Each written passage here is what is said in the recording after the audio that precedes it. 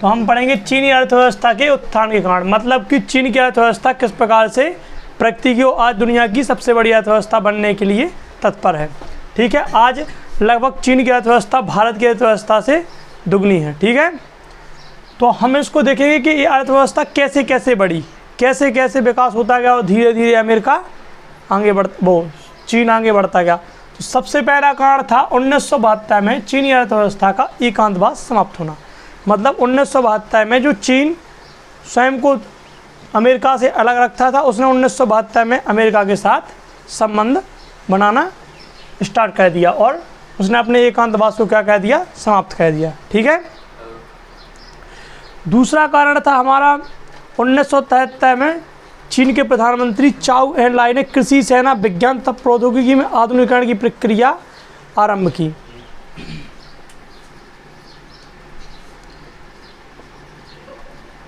कृषि, विज्ञान तथा प्रौद्योगिकी में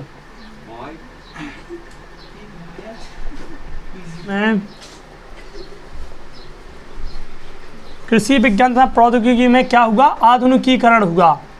मतलब कि नवीन आधुनिकीकरण हुआ। ठीक है, जो चाउ एन लाई थे उस समय के पीएम, चाउ एन लाई थे उस समय के पीएम, तो उन्होंने क्या किया, कृषि और विज्ञान तथा प्रौद्योगिकी, टेक्नोलॉजी के क्षेत्र में क्या किया, आधुनिकीकरण किया।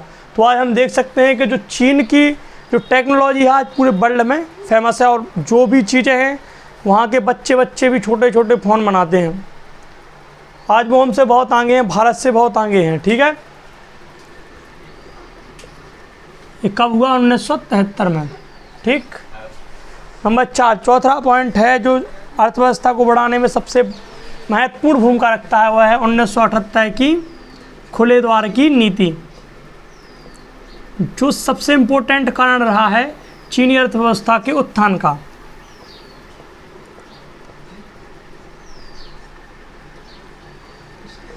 चीन ने 1978 में खुले द्वार की नीति को अपनाया। इस नीति के अंतर्गत उसने अपने द्वार व्यापार के क्षेत्र में खोल दिए कि कोई भी देश से कोई भी कंपनी आकर वहाँ पर निवेश कर सकती है और अपने कार्य को कर सकती है। ठीक है, इससे क्या हुआ कि लोगों का चीन में आना हुआ, जिससे जब वो चीन में आए, उन्होंने निवेश किया, तो उसका फ़ायदा किसे हुआ, चीन को हुआ।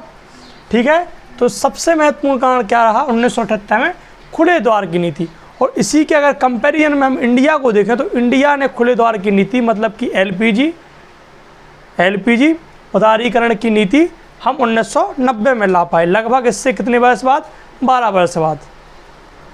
ठीक है, तो 12 वर्ष के इस गैप ने चीन को एक बड़ी अर्थव्यवस्था बनाया। ठीक है, तो 1978 खुले द्वार की नीति भी चीनी अर्थव्यवस्था के उत्थान का एक प्रमुख कारण है।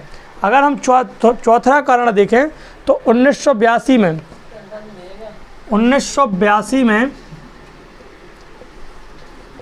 कृषि में निजीकरण हुआ।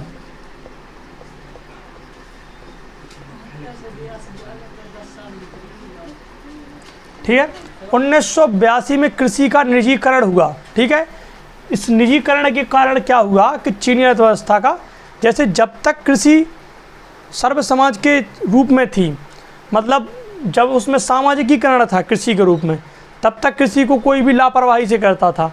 लेकिन जब प्रति व्यक्ति को उसका जिम्मा सौंप दिया गया तो अपनी कृषि को जो स्वयं वो उपजाएगा वह अधिक उपजाएगा। इससे क्या हुआ, चीन की अर्थव्यवस्था में बढ़ोतरी हुई। ठीक है, नंबर 5वां कारण है हमारा 1998 में उद्योगों का निजीकरण।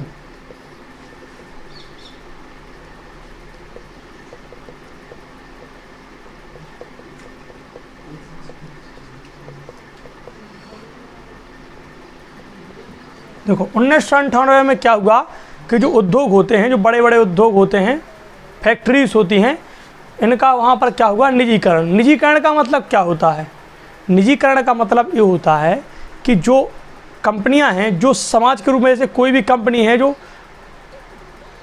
सरकारी कंपनी है कोई, और उसको किसी प्राइवेट हाथ में सौंप दे, जैसे मान लो कोई गवर्नमेंट स्कूल है, यदि उसको हम प्राइवेट हाथों में सौंप देंगे कि उसका जितना भी कलेक्शन होगा वो आप रखेंगे, उसका एक निश्चित हिस्सा आप देश की आय में जोड़ देंगे। तो जो कलेक्शन सरकारी तंत्र में हो रहा था और जो व्यय सरकारी तंत्र में हो रहा था, उससे कम व्यय में अच्छी शिक्षा प्राइवेटाइजेशन से उपलब्ध होगी। ऐसा ही वहाँ पर हुआ। क्या हुआ कि उद्योगों का क्या हुआ, निजीकरण, कि वहाँ पे जो उद्योग थे उन्हें निजी हाथों में सौंप दिया गया। जैसे कि आज भारत में रेलवे है, उसके कुछ प्लेटफॉर्मों को निजीकरण के रूप में कर दिया गया और उन्हें प्राइवेट कर दिया गया, वो प्राइवेट हाथों में चले गए। कुछ बिजली का भाग भी, जो बिजली की कुछ कंपनियां हैं, उनको भी बिजली कुछ प्राइवेट कर दी गई। तो जो जिन्होंने उसका ठेका टाइप का ले लिया, तो वो उस ठेके से जितना भी बिल उगाएंगे तो वो कौन उगाएगा, ठेकेदार। फिर उसको उगाकर वो किसको देगा, गवर्नमेंट को। तो जब वो ठेकेदार उगाएगा तो इससे क्या होगा, वो कलेक्शन ज़्यादा कर पाएगा, ना कि गवर्नमेंट, क्योंकि सरकारी कार्य सरकारी होते हैं। तो इससे क्या हुआ, 1998 में जब चीन में उद्योगों का निजीकरण हुआ, तब क्या हुआ, वहाँ की अर्थव्यवस्था का उत्थान हुआ। इसी प्रकार जब 1982 में कृषि में निजीकरण बढ़ा, तो कृषि जब निजी हाथों में व्यक्तियों के पहुँची, तो उन्होंने खेती को और अधिक रुचि के साथ किया और अधिक से अधिक कृषि उपजाई। ठीक है। और हमारा छठवां पॉइंट वहीं आएगा, क्या आएगा कि पूंजीवादी अर्थव्यवस्था। जो अन्य देशों में जो समाजवादी अर्थव्यवस्था थी,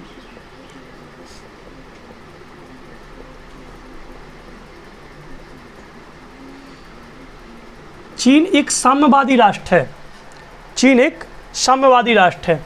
लेकिन जब उसने देखा कि दुनिया में पूंजीवाद का विस्तार अमेरिका ऐसी कंट्रीज कर रही हैं, तो उसने अपने साम्यवाद में पूंजीवादी अर्थव्यवस्था का भी समन्वय किया और उसको अपनी अर्थव्यवस्था में जोड़ा। तो ये भी उनका प्रमुख कारण रहा। उन्होंने देखा कि अब साम्यवादी अर्थव्यवस्था उतनी उपयोग में नहीं है, इसलिए उन्होंने समाजवाद और पूंजीवाद दोनों का मिश्रण लेना रखा। यदि हम देखें पूंजीवाद और समाजवाद के अंतर को, तो इसके साथ हमारा ये क्वेश्चन ख़त्म होता है।